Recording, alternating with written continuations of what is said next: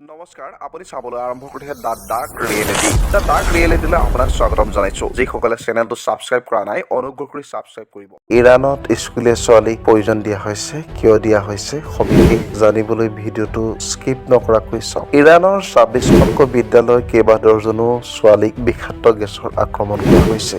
আন্তঃৰাষ্ট্ৰীয় প্ৰেক্ষাপটৰ এটা এই মুহূৰ্তৰ গুৰুত্বপূৰ্ণ খবৰ, সঁচাকৈ এক নিঃসংগ কাণ্ড বুলি ক'ব লাগিব। নৱেম্বৰৰ পৰা 1000ৰো অধিক ছাত্ৰ ছাত্ৰী আক্ৰান্ত হৈছে। বহু ইৰাণী লোকে সন্দেহ কৰিছে যে এই বিষকীয়া ছোৱালী বিদ্যালয় বন্ধ কৰিবলৈ বাধ্য কৰা ইচ্ছাকৃত প্ৰচেষ্টা। এটা স্পৰ্শকাতৰ বিষয় যে ছোৱালীক আচলতে বিদ্যালয়লৈ যোৱাটো বন্ধ কৰিবলৈ এনেকুৱা এটা প্ৰচেষ্টা লৈছে নেকি কোনোবা দুষ্ট চক্ৰই, এইটো আচলতে সন্দেহ প্ৰকাশ কৰিছে ইৰাণী লোকে। কিন্তু ইৰাণ চৰকাৰে এইবোৰ পৰিকল্পিত হয় নে নহয় সেয়া একো স্পষ্ট কৰা নাই। চৰকাৰৰ ফালৰ পৰা কোনো ধৰণৰ স্পষ্ট কৰা নাই যে এয়া পৰিকল্পিত হয় নে নহয়। কিছুমান ছাত্ৰ ছাত্ৰী আৰু অভিভাৱকৰ মত প্ৰকাশ কৰিছিল যে শেহতীয়াকৈ চৰকাৰ বিৰোধী প্ৰতিবাদত অংশগ্ৰহণ কৰাৰ বাবে হয়তো স্কুলীয়া ছোৱালীক লক্ষ্য কৰি লোৱা হৈছে। স্থানীয় সংবাদ মাধ্যমৰ কৰ্মীসকলে জনোৱা মতে সমগ্ৰ ইৰাণৰ 5খন চহৰৰ কমেও 26খন বিদ্যালয় গেছ বিষক্ৰিয়া হৈ আছে।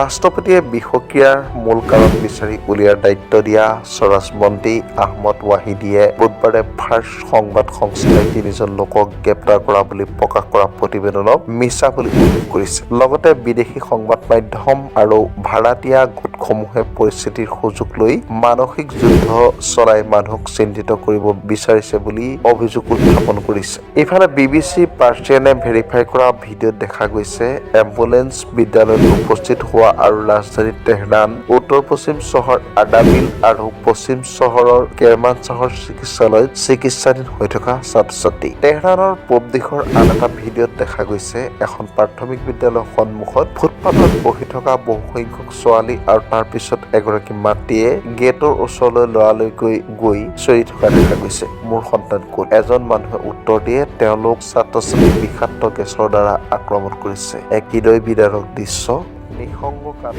আচলতে এই মুহূৰ্তত কবলৈ ভাষা নাই আচলতে ইৰাণৰ প্ৰকৃততে ঘটিছে কি। মানৱ অধিকাৰ লুণ্ঠন হৈছে। প্ৰথমে তেহৰানৰ দক্ষিণত থকা চিয়া মুছলমানৰ পবিত্ৰ চহৰ কমত আৰম্ভ হোৱা এই বিষক্ৰিয়া বন্ধ কৰিবলৈ জনসাধাৰণৰ হেঁচা চৰকাৰৰ ওপৰত ক্ৰমাৎ বৃদ্ধি পাইছে। তাৰ পিছতো কিন্তু চৰকাৰে কোনো ধৰণৰ গুৰুত্ব দিয়া পৰিলক্ষিত হোৱা নাই। BBC পাৰ্চিয়ানৰ গৱেষণাত প্ৰকাশ কৰিছে যে দেওবাৰলৈকে কমেও 830 গৰাকীকৈ ছাত্ৰ ছাত্ৰী বিষক্ৰিয়াত আক্ৰান্ত হৈছে।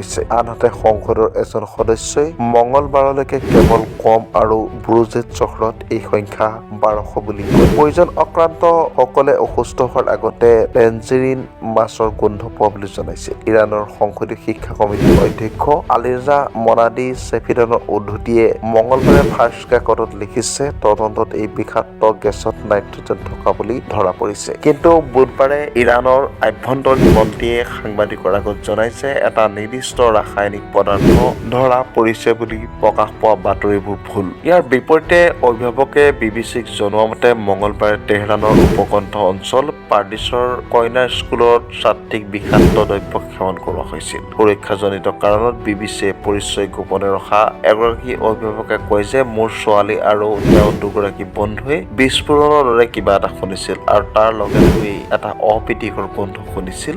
জ্বলি যোৱা প্লাষ্টিকৰ দৰে কিবা এটা বতাহ ভৰি পৰিছিল। ক্লাছৰ চোতালত সোমাবলৈ কোৱা হৈছিল। বহু ছাত্ৰ ছাত্ৰী চোতালত ভাঙিবলৈ ধৰিলে আৰু মোৰ ছোৱালী ক্লাছত হাঁপানি আৰু হৃদৰোগ থকা ল'ৰা ছোৱালী আছে। এইফালে দেওবাৰে ইউনিছ পানাহিয়ে মেডিকেলৰ সন্মুখত কয় এজন লোকে সকলো বিদ্যালয় বিশেষকৈ ছোৱালী বিদ্যালয় বন্ধ হোৱাটো বিচৰাটো স্পষ্ট যদিও পিছত তেওঁ নিজৰ মন্তব্যৰ পৰা ফালৰি কাটে তথা তেওঁ মন্তব্য ভুল বুজাবুজি কৰিছে বুলি কয়। সঁচাকৈ এক হৃদয় বিদাৰক ঘটনা সংঘটিত হৈছে ইৰাণত। নিঃসংগ কাণ্ড সংঘটিত হৈছে, ভুলণ্ঠিত হৈছে মানৱতা। আচলতে এনেধৰণৰ ঘটনাৰ ভাষা নাই, ই ভাষাৰে গৰিহণা দিয়া যায়।